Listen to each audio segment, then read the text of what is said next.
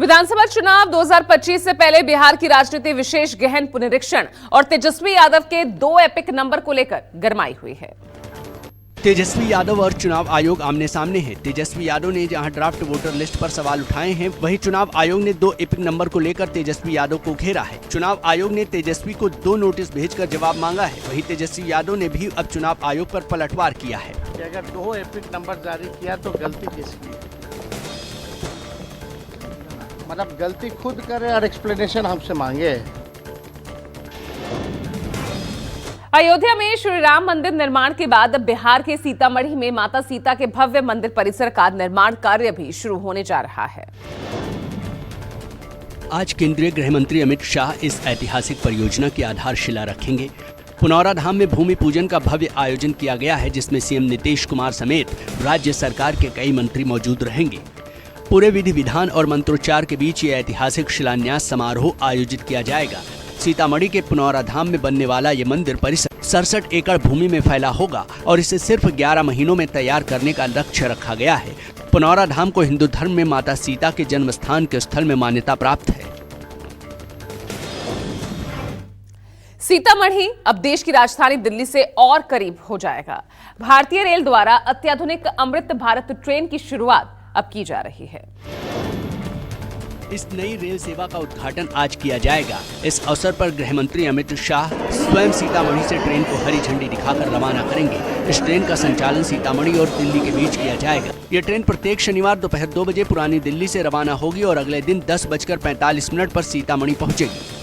वापसी में प्रत्येक रविवार को सीतामढ़ी से चलेगी। ये रविवार को रात 10:15 पर सीतामढ़ी से रवाना होगी और अगले दिन रात 10:40 पर पुरानी दिल्ली पहुंचेगी। सुप्रीम कोर्ट से जस्टिस यशवंत वर्मा को बड़ा झटका लगा। सुप्रीम कोर्ट ने उनकी याचिका को खारिज कर दिया।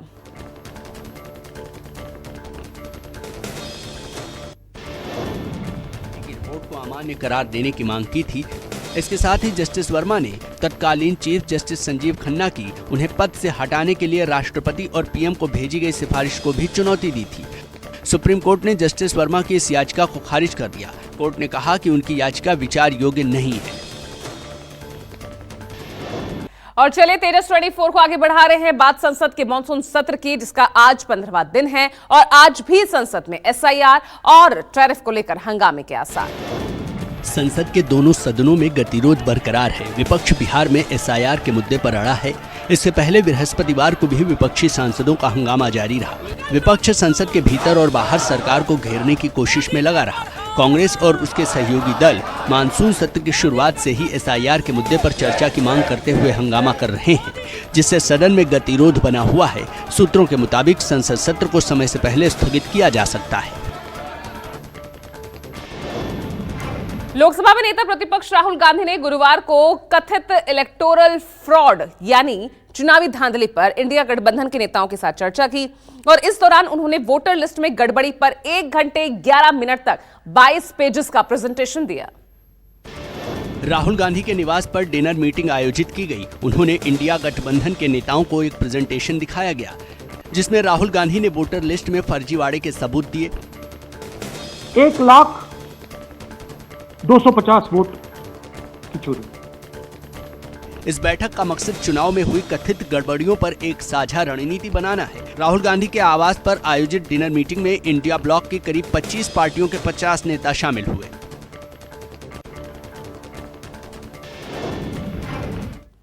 लोकसभा चुनावों में कथित वोटों की धांधली के खिलाफ कांग्रेस नेता राहुल गांधी अब आज बेंगलुरु में विशाल विरोध प्रदर्शन करेंगे। वोट अधिकार रैली नामक इस प्रदर्शन में हजारों कांग्रेस कार्यकर्ता शामिल होंगे। राहुल गांधी चुनाव अनियमितताओं में जुड़े दस्तावेज जारी करेंगे और चुनाव आयोग के खिलाफ प्रदर्शन करेंगे। प्रदर्शन को देखते हुए बेंगलुरु में भारी सुरक्षा व्यवस्था की गई, जिसमें 6000 पुलिसकर्मी तैनात हैं। ये विरोध प्रदर्शन देश के प्रमुख शहरों समेत कई जगहों पर होगा। इसके जरिए राहुल गांधी ने इस विरोध प्रदर्शन को एक जन आंदोलन में बदलने की पहल की है।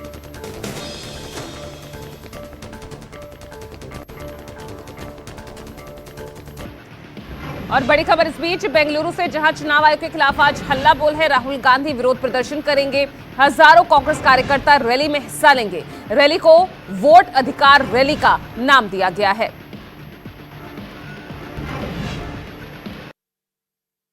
उत्तर प्रदेश के अलीगढ़ से सनसनीखेज खबर सामने आई है, जहां बोलेरो सवार 2 युवकों ने दिन दहाड़े 1 लाख की लूट को अंजाम दिया और फरार हो गए।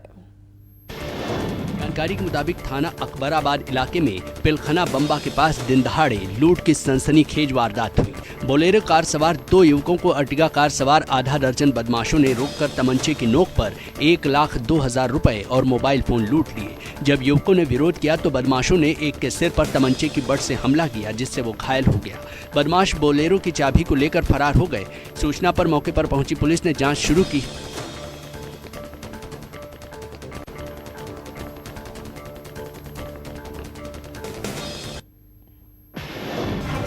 हरियाणा के रोहतक में फर्जी डॉक्टर का खुलासा हुआ है। यहां ओपीडी में दोस्त की जगह कर रहा था मरीजों का इलाज।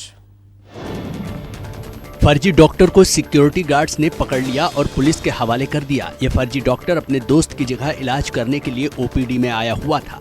पुलिस ने इंटर्नशिप कर रहे डॉक्टर और फर्जी डॉक्टर के खिलाफ मामला दर्ज कर जांच शुरू कर दी है। आरोपी फर्जी डॉक्टर सोनीपत जिले के निजामपुर माजरा का रहने वाला है। पुलिस उससे गहनता से पूछताछ कर रही है कि क्या इससे पहले भी वो ड्यूटी तो नहीं कर चुका है। उत्तर प्रदेश के बुलंदशहर में दर्दनाक हादसा हुआ। करंट लगने से स्कूल में शिक्षिका की मौत हो गई। अनूप शहर ब्लॉक के गांव रूड़ बांगर का ये पूरा मामला है। बताया जा रहा है कि स्कूल में म्यूजिक सिस्टम को चार्ज करते समय ये दर्दनाक हादसा हुआ। शिक्षिका की चीख पुकार सुनकर स्कूल का स्टाफ मौके पर पहुंचा। टीचर बबली तंवर की मौत से कोहराम मच गया। टीचर 15 अगस्त के लिए सांस्कृतिक कार्यक्रम की रिहर्सल करवा रही थी। आनन फानन में उन्हें सरकारी अस्पताल ले जाया गया, जहां डॉक्टरों ने मृत घोषित कर दिया। पुलिस ने शव को पोस्टमार्टम के लिए भेजा है। यह खबर सुनते ही परिवार सदमे में है। उत्तरकाशी के धराली में रेस्क्यू ऑपरेशन जारी है। 50 फीट नीचे दबा धराली गांव मलबे में तलाश रहा है सेना के जवान। धराली में अब सरकारी तंत्र लगभग पूरी तरह से पहुंच गया है। मलबे में दबे लोगों के साथ ही घर और होटलों की तलाशी शुरू कर दी है। अभी जो तस्वीरें सामने आ रही हैं वो बताती हैं कि हालात कितने खतरनाक हैं। लोगों के सर्च अभियान में लगी एसडीआरएफ एनडीआरएफ की टीम, जो घर थोड़े बहुत सुरक्षित हैं, उनकी दीवारों दरवाजों को तोड़कर अंदर लापता लोगों की तलाश कर रही है। ये तलाश इस उम्मीद में है कि कहीं किसी की सांस चल न रही हो। धराली में एसडीआरएफ की टीम दलदल जमीन को हटाकर ये देख रही है कि कहीं कोई सोता हुआ व्यक्ति इस त्रासदी में दबा ना हो। सभी टीमें इस बात की तस्दीक भी कर रही हैं कि जो मकान, होटल या इमारत थोड़ी बहुत क्षतिग्रस्त हुई है, उनके किसी कोने में कोई व्यक्ति सुरक्षित या मृत न पड़ा हो। एनडीआरएफ और एसडीआरएफ की टीमें पहाड़ों पर भी लोगों की तलाश कर रही हैं, क्योंकि संभावना हो सकती है कि लोग जब भागे हैं तो ऊंचाई वाले इलाके में चढ़कर अपनी जान बचाने के लिए गए हों। देखिए, अभी तक जो हमें 2 डेड बॉडीज मिली हैं, बाकी सर्च एंड रेस्क्यू चल रहा है। जो भी स्थिति होगी, जो भी नई सूचना प्राप्त होगी, आप लोगों से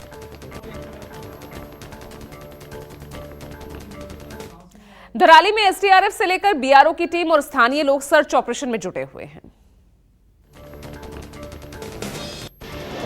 त्रासदी के बाद सेना के जवान पूरी तरह से सर्च ऑपरेशन में जुटे हैं, लेकिन इसी बीच एक और वीडियो सामने आया है जिसमें स्थानीय लोग खुद अपने घरों को ढूंढते नजर आ रहे हैं। उनके घर मलबे में तब्दील दिख रहे हैं। बावजूद इसके उनकी कोशिश है कि वो अपने सामानों की तलाश कर रहे हैं। अब ये वीडियो देखिए। उत्तरकाशी के गगनानी पर बना पुल बाढ़ के कारण बह गया था। यहाँ पुल निर्माण के लिए रात में भी अभियान चल रहा है, जिसमें एसडीआरएफ और बीआरओ भी मदद करता दिख रहा है।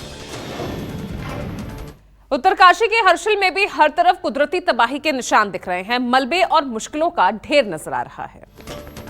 इनकी चादरें, चाराई और दुकानों के बोर्ड पत्तों की तरह बिखरे पड़े हैं। मकान, दुकान सब बह गए हैं। यहाँ तक आर्मी का बेस कैंप, आर्मी की गाड़ियाँ और आर्मी के मेस का भी नामो निशान मिट गया है। अब यहाँ पर बड़े बड़े पत्थर जगह जगह नजर आ रहे हैं। गाड़ियाँ ऐसे टूटी पड़ी हैं जैसे बच्चों के टूटे खिलौने हों। प्रलय का मंजर यहाँ साफ तौर पर देखा जा सकता है। इस बीच हर्षिल से 260 लोग, जिसमें 160 पुरुष और 97 महिला के साथ 3 बच्चों को रेस्क्यू कर मातली आईटीबीपी कैंप सकुशल शिफ्ट किया गया। नेपाल और तराई के पहाड़ी इलाकों में हो रही लगातार भारी बारिश का असर अब अयोध्या में दिखने लगा है। यहां सरयू नदी ने अपना रौद्र रूप धारण करना शुरू कर दिया है। सरयू नदी खतरे के निशान से करीब 30 सेंटीमीटर ऊपर बह रही है, जिससे तटीय गांव में बाढ़ का संकट बढ़ गया है। हालात की गंभीरता को देखते हुए जनपद के सभी अधिकारी लगातार संभावित बाढ़ क्षेत्र का भ्रमण कर रहे हैं। सरयू के गहरे पानी में लोगों को नहाने से रोका जा रहा है। देखते हुए हम लोगों ने बाढ़ चौकी एक्टिवेट कर ली है। सभी अधिकारी फील्ड में हैं, सभी अधिकारी ग्राम प्रधानों और गांव में जो हमारे कर्मचारी है उसके संपर्क में हैं।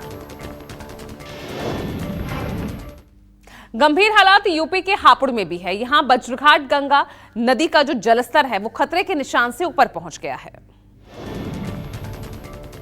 पहाड़ी और मैदानी क्षेत्र में लगातार हो रही बारिश की वजह से जलस्तर में लगातार बढ़ोतरी हो रही है। इसके साथ ही पहाड़ों पर हुई बारिश और बिजनौर बैराज से छोड़े गए पानी के बाद गंगा का जलस्तर खतरे के निशान से ऊपर पहुंच गया है, जिससे किसानों की फसल पूरी तरह से बर्बाद हो गई है। 199.10 मीटर था, तो गंगा जी अभी खतरे के निशान के लगभग 1 मीटर ऊपर, परंतु बाढ़ के स्तर से लगभग 0.2 मीटर नीचे चल रही हैं। मुरादाबाद में बाढ़ ने कहर ढाना शुरू कर दिया है। गांवों में हालात तबाही तक जा पहुंचे हैं। रामगंगा और डेला नदी उफान पर है, जिससे बाढ़ का पानी खेत और गलियों से होते हुए घरों में जा घुसा है। भीखनपुर और आसपास के गांव में हालात बिगड़ते जा रहे हैं। पिछले 2 दिनों से नदी का पानी रुकने का नाम नहीं ले रहा है। रास्ते कट चुके हैं, गांव अब टापू बनते जा रहे हैं। लोग बैलगाड़ियों में लदकर एक जगह से दूसरी जगह जाने को मजबूर हैं। यह समस्या का जो तो है नुकसान ही है तमाम। फसल का नुकसान हुआ? हाँ, बहुत नुकसान। बिजनौर में गंगा समेत जिले की सभी नदियां उफान पर है। हालात यह है कि कई इलाकों में बाढ़ तक आ गई है।